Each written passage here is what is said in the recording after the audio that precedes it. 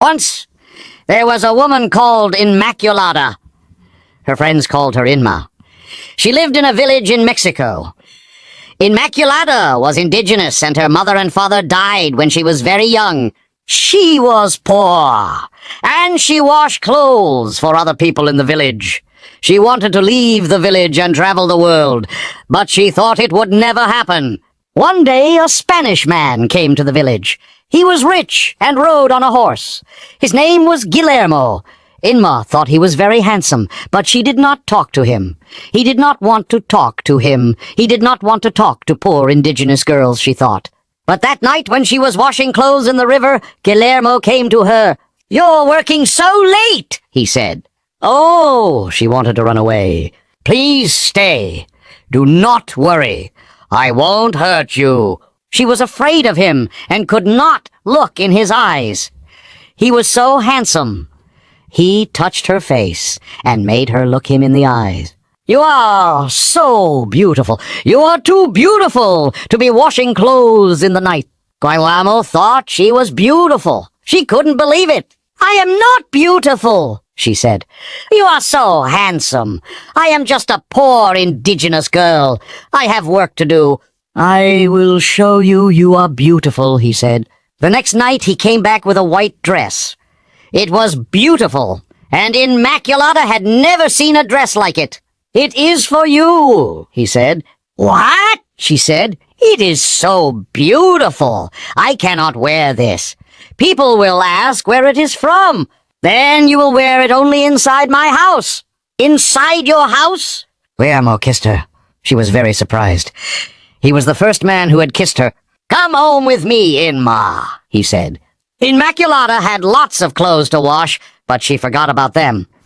She went to Guillermo's house and she put on the white dress. They kissed, and she stayed the night. Every night, after work, Immaculata went to Guillermo's house. She put on the white dress, and they slept together. Soon, Immaculata got pregnant. Everyone asked her who the father was, but she did not tell them. Guillermo said she couldn't tell them. "They won't understand our love," he said. "I am Spanish, and you are indigenous. They will think I am a monster." "I don't care," said Immaculata. "I love you so much, Guillermo." "They will want to hurt our child," he said. "You must not tell them." So Immaculata told nobody about her love for him. After she had their son, she stayed inside his house. He was rich, so she did not have to work. She stayed inside and looked after their son, and waited for Guillermo to come home. But Guillermo always came home very late. He only wanted to sleep with her. He didn't have time to talk to her or play with their son. Inma loved Guillermo, but he didn't look at her anymore. "I have to make him love me again," she said. So she got pregnant 2 more times, and they had 2 more children, 2 daughters. Every time, Inma thought that Guillermo would love her again. They had a beautiful family. Wasn't he happy? Didn't he want to talk to his children? But Guillermo didn't love Immaculata. In the day, Inma cried, and at night she slept with Guillermo. One day, Immaculata said, "Please, Guillermo, we must get married. We have 3 children. God wants us to get married. I want to get pregnant again. I love you. I don't care what people say. Other people don't matter. Our family matters." "I will think about it," Guillermo said. "But do not get pregnant again. Use the medicine that the old women make." That night, Guillermo did not come home. Immaculata was worried. She went into the village and looked for him, and then she saw him through a window. He was inside another woman's house. It was a beautiful Spanish woman, and they were kissing and laughing.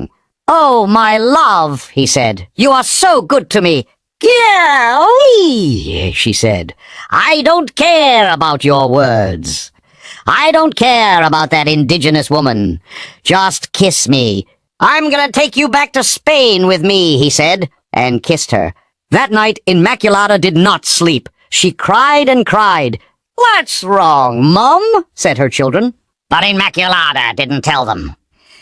In the morning, she stopped crying and said, "Come on, children, we're going to the river." She had decided something. She could not live like this anymore. Guillermo stopped loving her when they had children. So if they didn't have children, maybe he would love her again. They went to the river. "Go into the water, my children," she said. "But, Mom," they said, "we can't swim." "That's fine," she said. "Your mother will help you." They went into the water, where it was deep. Immaculata said, "Goodbye, my children."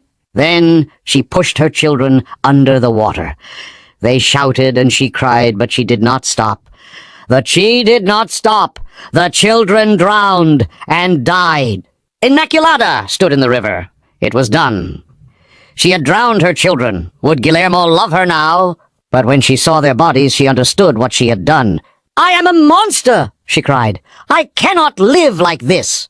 Immaculata wanted to drown with her children, but she was afraid. So she took a knife and cut herself. Her blood went into the river. It ran over her body, and it ran over her bodies of her children. That night, Guillermo came home. Immaculata wasn't there. His children weren't there. "How strange," he said. But really, he was happy. He didn't love Immaculata anymore. Did that make him a monster? The next day, he took Blanca to the river. Blanca was the Spanish girl he was in love with. She was more beautiful than Immaculata, and he could tell everyone that he loved her. She said. "I am afraid. I cannot swim." Guillermo laughed. "Then be careful. I am going to get a bottle of wine. Take off your shoes and put your feet in the water. It feels good." So Blanca took off her shoes and put her feet in the water. It did feel good. But then she heard a strange sound. Someone was crying. She looked around, but she saw nobody. Then she looked in the water. In the bottom of the river, there was a woman in a white dress. She was looking for something. "Oh, my children, where are you?" she cried. "Who is that woman at the bottom of the river?" said Blanca. She looked closer, and then she fell in the water. The river was fast, and the water was deep. "Help, help!" she cried. "Guillermo!" But Guillermo did not come to help her. She felt a cold, wet hand on her foot. The hand pulled her down. When Guillermo came back, Blanca had drowned. "Oh, my God," he said. "She is dead." He looked in the river, but he did not touch the body. He thought he saw something white, like a white dress. But when he looked again, there was nothing there.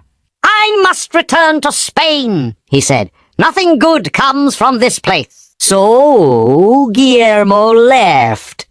He went back to Spain, and Immaculata stayed in the river. The people in the village called her the Crying Woman, La Llorona, and from that day, people were always careful when they went near the river.